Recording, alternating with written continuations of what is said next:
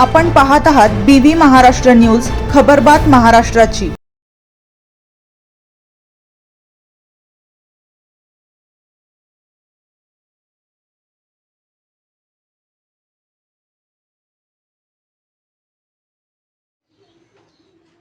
जायखेडा परिसरात गारपिटीचा कहर, शेतकऱ्यांचे मोठे नुकसान।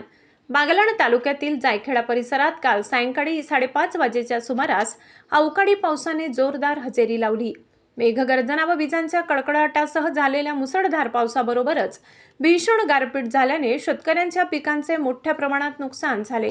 अचानक बदललेल्या वातावरणामुळे काही वेळातच पावसाचा जोर वाढला आणि मोठ्या आकाराच्या गारांनी शेतजमिनी अक्षरशः झाकून टाकल्या।